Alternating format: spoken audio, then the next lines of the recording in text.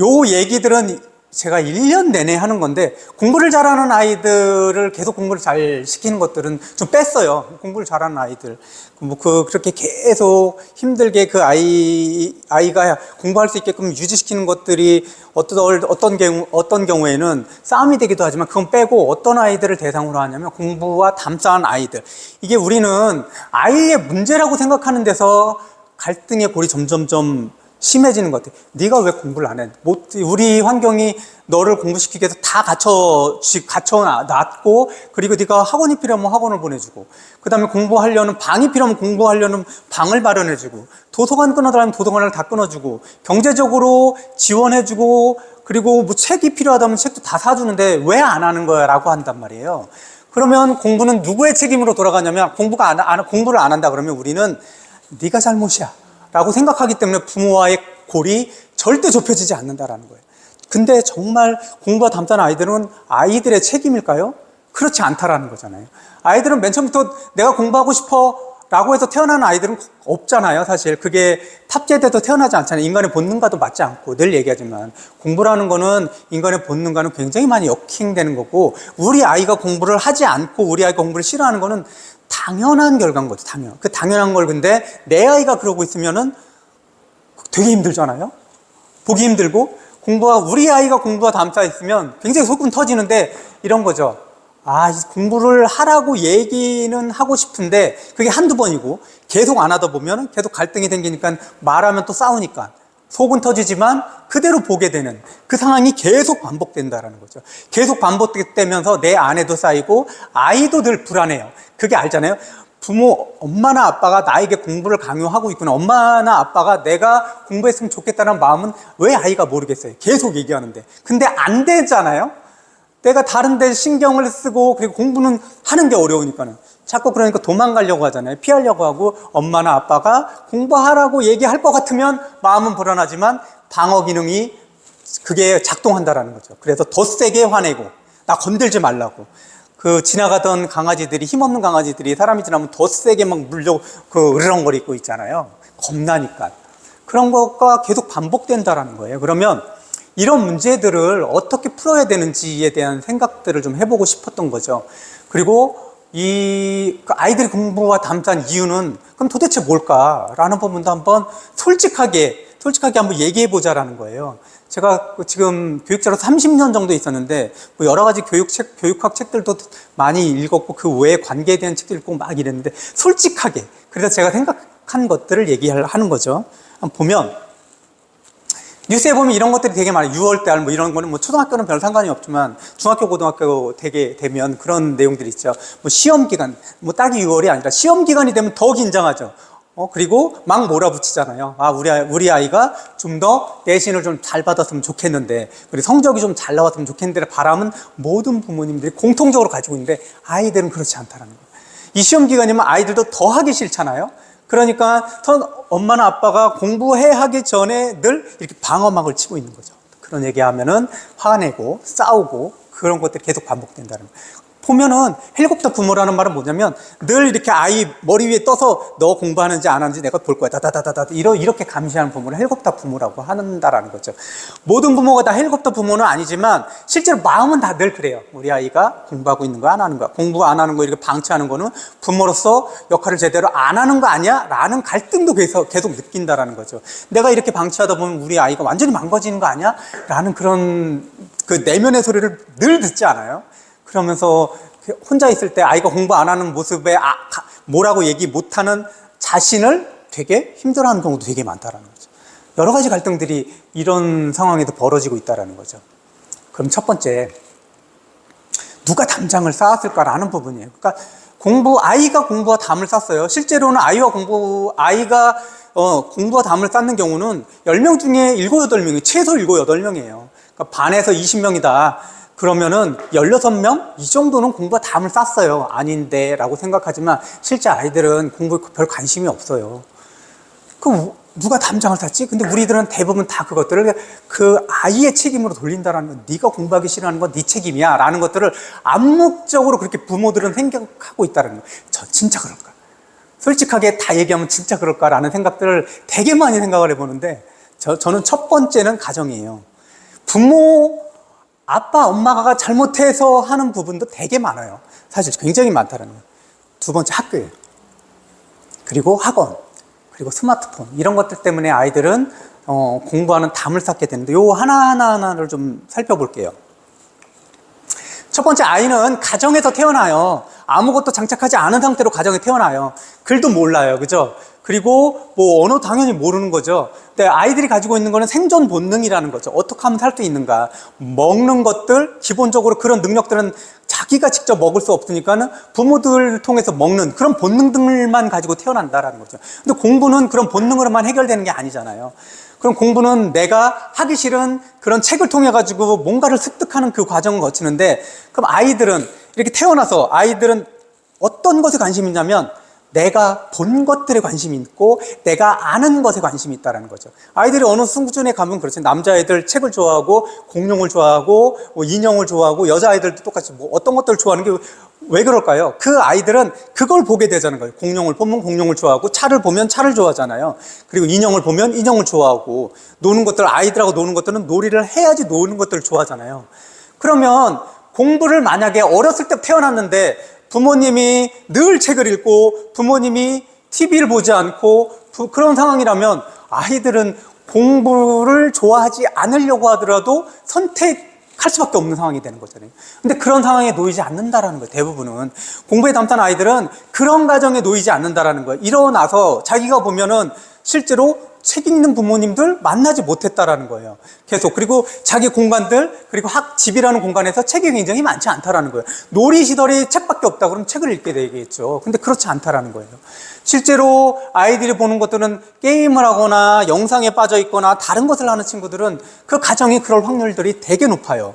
부모님들도 게임을 하거나 아니면은 영상에 빠져 있거나 TV에 빠져 있거나 아니면 이런 것들. 그러니까 아이들은 본 것에서, 본 테두리 범위 내에서 자기의 행동들을 선택한단 말이에요.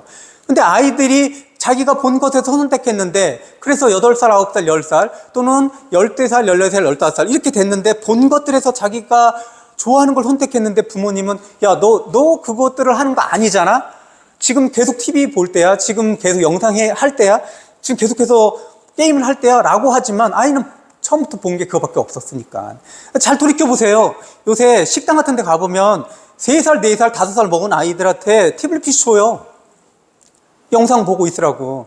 좀 편하게 저녁을 먹거나 점심 먹기 위해서 그러는 것들이 이해되지만, 그런 것이 계속 반복되는데 거기에 대해서 아무것도 지불하지 않으려고 한다면 그게 잘못된 거 아닌가요? 아이는 영상에 굉장히 익숙해졌는데 그때는 필요하니까는 태블릿을 아이에게 던져주는데 8살, 9살 되고 또는 13살, 15살 되고 18살, 17살 됐는데 진짜 학습에서 결정적인 시기가 됐는데 그 아이가 여태까지 계속 영상을 보고 영통에 노출되어 있고 영상에 적응했는데 그 영상을 보지 않는 게 더 힘들지 않아요?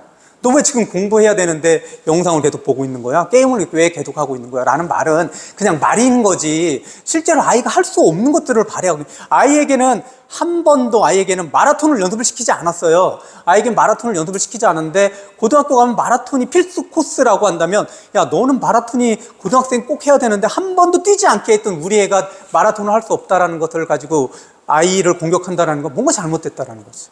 지금 이런 것들이 계속해서 끊임없이 발생한다라는 거예요. 왜 그러냐면 우리 부모님들도 사실 보면 그냥 인간인 거잖아요. 우리 부모님들도 보면은 뭐 직장에서 일하고 돌아오면은 그것들 휴식이든 어떤 이유에서 뭔가 뭐 영상에 빠져 있거나 게임에 빠져 있거나 술을 먹는다든지 다른 오락거리를 찾는다라는 거죠. 근데 아이는 부모님이 직장에 있을 땐 못 봐요. 부모님이 집에 있을 때만 보잖아요. 부모님이 집에 있을 때만 보는 그 상황들이 아이가 선택할 수 있는 그런 선택 조건이라는 거죠. 다른 것을 선택하는 것은 말도 안 되는 거잖아요. 그럼 집에서 아이가 선택할 수 있는 것들, 집에서 아이가 보고 따라할 수 있는 그런 환경들이 되느냐, 그 환경을 어떻게 만들 수 있느냐가 아이가 공부를 시킬 수 있는 그 마음을 만들게, 선택할 수 있는 그런 무엇인가를 제공해 준다는 거예요. 첫 번째로. 근데 이게 안 된다는 거예요. 대부분 공부하기 어려운 아이들은 본 게 없다라는 거예요. 공부하는 부모를 만나지 못했고 공부하는 환경이 집에 하나도 안 됐다라는 거죠. 그거는 우리가 피해갈 수 없는 사실이에요. 스스로 그 가정들이 인정해야 되는 거예요. 근데 이렇게 인정하기 싫은 게 다 그렇잖아요.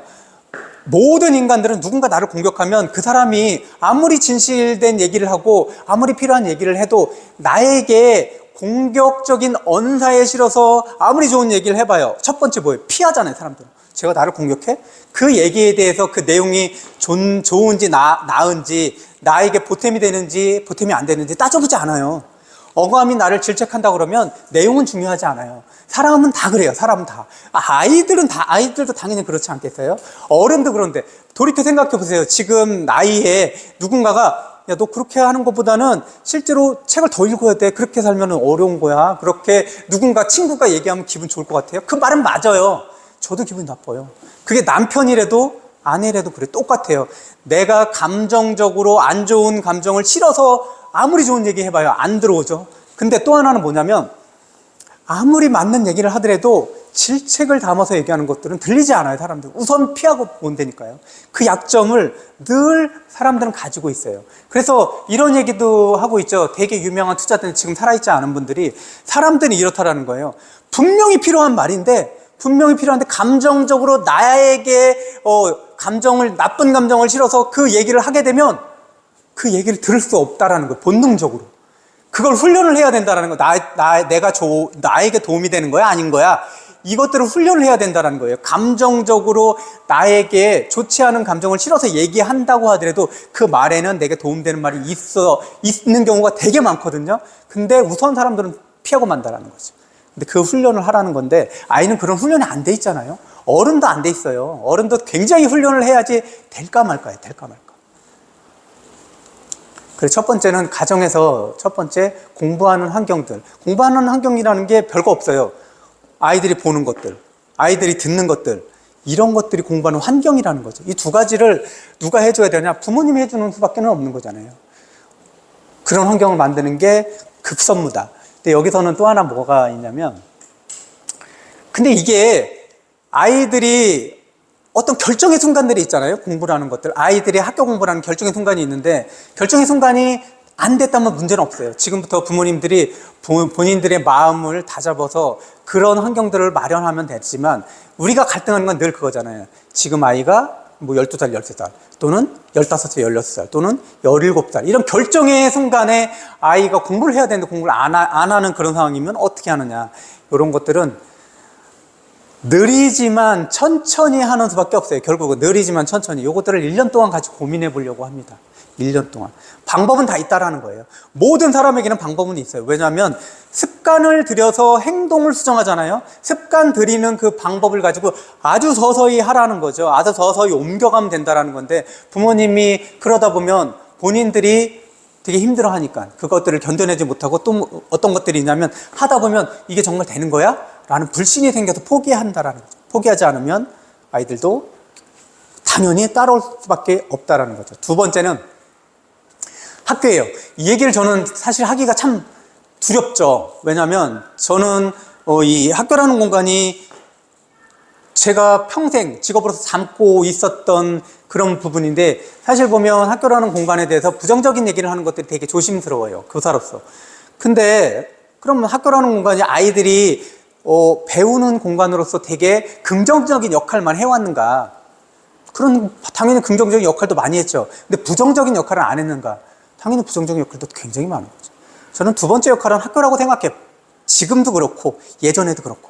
왜 그러면 아이가 학교로 인해서 공부에 담을 쌓게 됐는가? 잘 생각해 보시면 아이들은 8살에 입학을 해서 초등학교 같은 경우 13살에 졸업을 하게 되는데 그 과정에서 그 아이의 수준에 맞는 그런 내용을 가지고 공부를 하잖아요.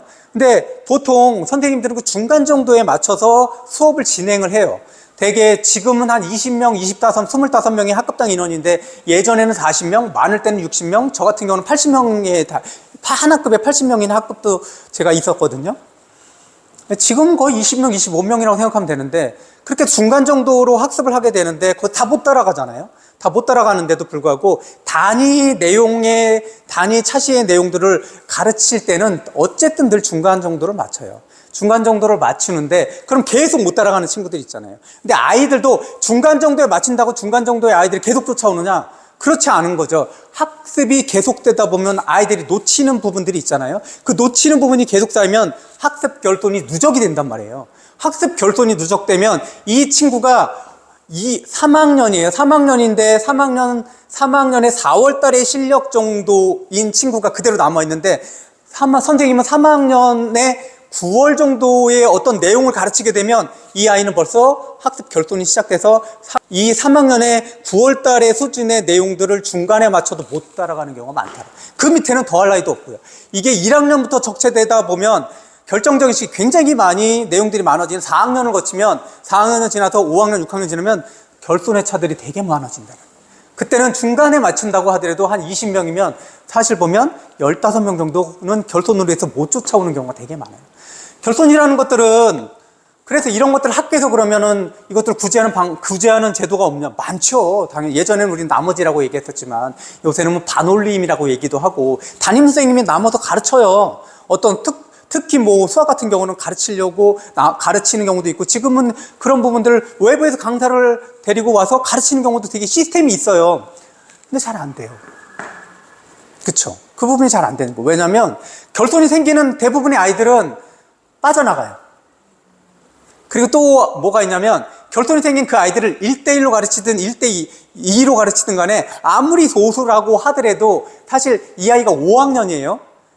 어떤 뭐 수학적인 연산에 대한 문제들이 있을 때 이 아이가 곱셈국을 못해요.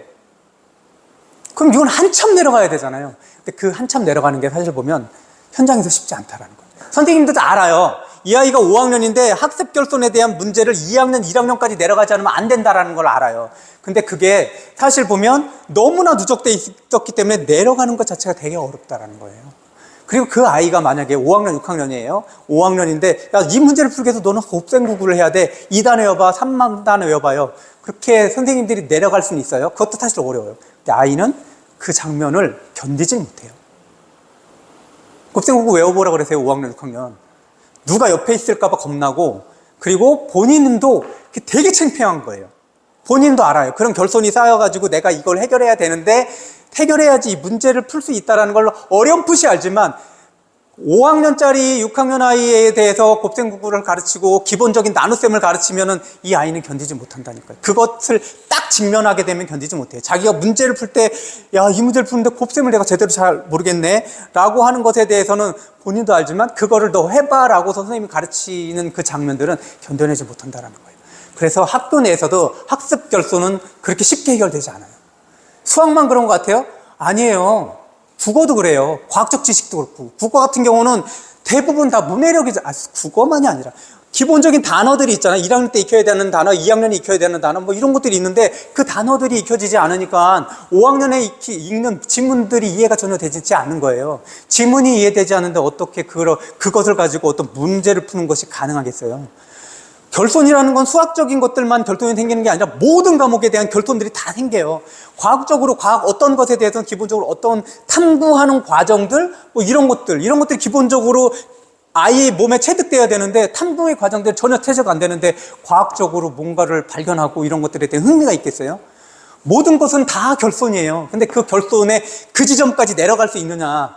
내려가기 쉽지 않다. 선생님도 쉽지 않고 그리고 아이도 직접 내려가면 견뎌내질 못합니다. 그게 계속 반복된다라는 거예요. 우리 내에서도 사실 알아요. 선생님들도 개별학습 한다고 그러잖아요. 20명이야. 그럼 개별의 수준에 맞춰서 할 거야. 이런 것들은 수십 년부터도 나왔던 거예요. 개별학습 돼요 근데? 이 얘기하면 되게 저도 창피한데 선생님 다 알아요. 모든 지금 경력 1년 차도 개별학습이 뭔지 다 알아요. 수준별학습이 뭔지 다 알아요. 근데 그게 되나요? 20명인데 20명 하면 개별학습 다 해요? 40분 단위 40분 시간에 개별학습이 되나요? 잘 안 돼요. 반올림? 수업 끝나고 그 시간을 가져요. 학교에서 다 아이들을 개별 학습할 수 없구나. 수준별 학습이 어렵구나. 우리 아이가 중간 정도, 20명 정도에서 중간 정도라고 한다면 그 결손들은 계속 쌓이는 학 구조라는 것들을 이해하셔야 돼요. 학교에서는 이러고 생각이 있어요. 아니, 세금 걷어가지고 너네들 월급 줘가지고 그거 하라고 직업을 그렇게 해가지고 교사를 임명했는데 그걸 왜 못해? 라는 것들이 잘 보시면 우리가 국회에서 좋은 법을 만들려고 하잖아요. 그래서 국회의원들을 뽑잖아요. 그리고 사법부에서는 그런 것들을 정당하게 하라고 해서 그렇게 사법부 판사, 검사를 배출시키잖아요. 근데 그게 제대로 안 되는 경우가 많잖아요. 학교도 똑같다라는 거예요. 학교도 선생님이 어떤 소명의식을 가지고 하는 것들도 맞지만 실제로 직업인인 경우도 되게 많잖아요. 그러면 그런 부분들에 대해서 사실 못하는 부분들도 많더라. 한계가 있다. 직장인으로서의 어떤 한계 이런 것들이 되게 많다라는 거죠. 그러니까 학교에서 교육적인 것들 다 해줄 수 있다. 이게 되게 어려운 구조라는 거죠. 그래서 학교도 그런 것들을 보태주는데 일정 부분 어떤 역할을 하는 게 아닌가? 라는 생각을 솔직히 저도 반성해보고 그런 부분에 대해서 개선하려고도 그런 방법들을 생각을 해보지만 여전히 쉬운 것은 아니라는 거죠. 이런 것들도 학교에서 이런 상황들도 아이에게 어떤 수업 결손들 또는 아이가 공부와 담을 쌓는데 큰 역할을 하는구나. 그리고 세 번째는 뭐냐면 학원이에요.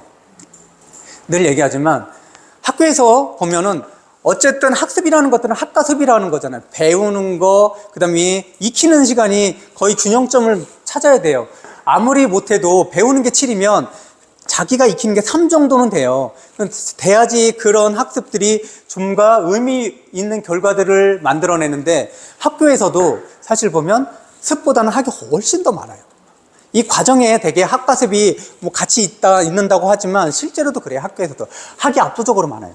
그런데 그러면 학이 압도적으로 많고 학교에서 공부하는 시간도 많은데 아이가 그러면 진짜 학습의 균형을 맞추려면 학교의 공부가 끝나면 집에서 습을 가져야 되는데 학원으로 가잖아요. 그럼 학원에서 습을 시켜요? 자습시키려면 뭐하러 학원을 보내요? 거기서도 또 학이 이루어진다는 배우고 또 배워요. 근데 이게 솔직히 배운다라는 개념으로 얘기하지만 배운다는 게 아이들은 기본적으로 배우지 않는 아이들이 거의 다고 그리고 배우려는 아이들도 학이 너무 많은 거예요. 학교에서 배우려고 있는 아이도 학교에서 학이 계속 누적되고 그 다음에 학원에 가면 3시간, 4시간이 또 학이 계속해서 누적된다라는 거죠. 그럼 이렇게 된다라고 하면 실제로 아이에게 습의 시간이 없기 때문에 아무리 내가 듣기만 한다고 해도 사람은 망각의 동물이잖아요. 그 당일날 50% 이상 잊어버리잖아요. 일주일이 지나면 거의 90%는 그냥 잊어버리는 거예요. 습이 없으면 당연히 잊어버리는 그런 구조로 간다라는 거죠.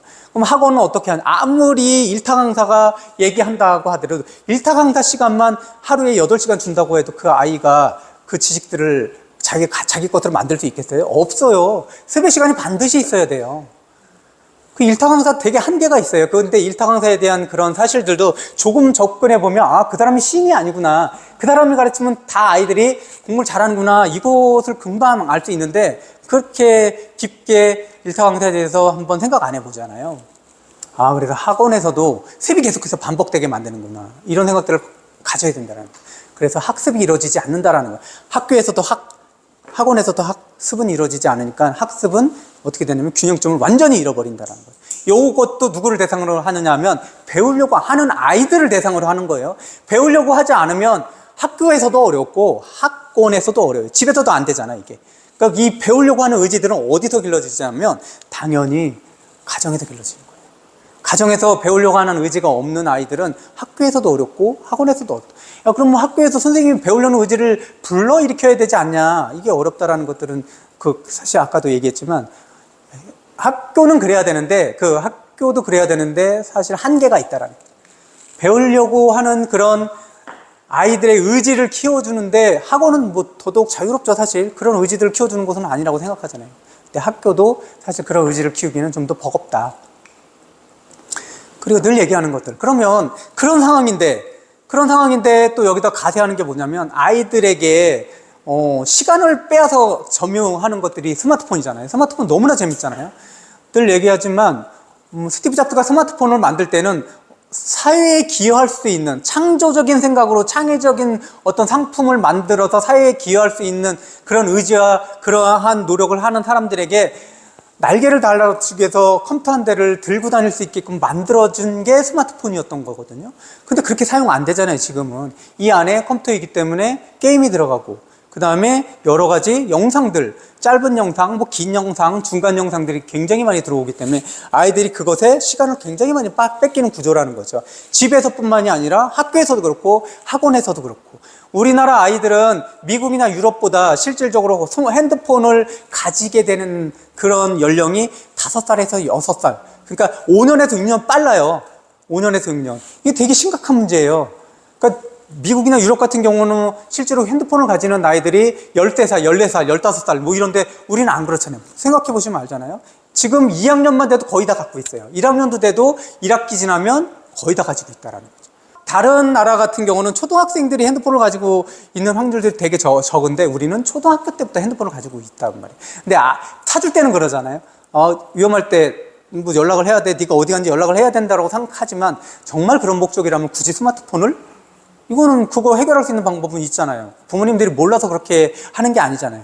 근데 아이들이 다 얘기하잖아요. 집에 와서 다 친구들 다 갖고 있어. 나만 안 갖고 있잖아. 라고 하는 것에 무너진다라는 거죠. 잘 생각해 보시면 그것에 대응할 수 있는 말들과 그것에 대응할 수 있는 행동들이 분명히 있어요. 근데 부모님들은 그 부분을 견뎌내지 않는다라는 거죠. 견뎌내야 되는데 그 결정적인 시기에 견디지 않고 쉬운 것을 선택한다라는 거죠. 저도 거기서 자유롭지 않은데 대부분의 부모들은 첫 번째 거기서 도망간다라는 거죠. 그 부분을 돌이켜 생각하면 그거는 도망갈 타이밍이 아니라는 거죠. 근데 그렇다고 해서 대부분 나중에 그렇게 핸드폰을 가지고 있는데 어떻게 그러면 이 상황이라도 답은들이 있다라는 거예요. 언제나 그것들에 대한 믿음들은 버리지 않으셔야 된다. 앞으로 이렇게 4가지의 것들을 좀 아셔야 될 것 같아요. 왜 우리 아이가 공부와 담을 쌓지? 첫 번째 가정, 두 번째 학교, 세 번째 학원, 네 번째 스마트폰. 이 4가지가 같이 합세해 있기 때문에 우리 아이들은 공부와 담을 쌓게 됐고 앞으로도 공부와 담을 쌓은 그 담을 쌓은 공부와 아이를 갈라놓은 그 담을 허물려면 이 4가지를 하나씩 제거해 나가야 돼요. 부모님들이 학교에 대한 거, 학원에 대한 거 제거해 나갈 수 있어요. 그 아이들의 마음들을 움직이면 제거해 나갈 수 있거든요. 학원도 부모님들이 선택할 수 있는 것들이잖아요. 그런 부분들도 이제 선택을 필요할 때는 하시라는 거죠. 그래서 담장을 누가 쌓았는지, 그럼 담장을 어떻게 허무는지에 대해서는 1년 정도 한번 해보시자라는 거죠. 반드시 1년 정도가 지나면 그 아이가 뭐 당연히 학교 들어가기 전이라면 더 수월할 거고 학교를 들어갔다고 하더라도 부모님이 포기하지 않으시면 가능하다라는 거예요. 언제든지 가능해요. 지금 시작하면 내일보다 빠른 거잖아요. 지금 시작하면 내년보단 빠른 거잖아요. 좀 빨리 좀 오면은 아이에게 도움이 될 수도 있는 거고 부모님이 첫 번째로는 그런 마음씀에서 좀 해방이 된다라는 거죠. 그것들을 좀 한번 해보시자라는 거죠.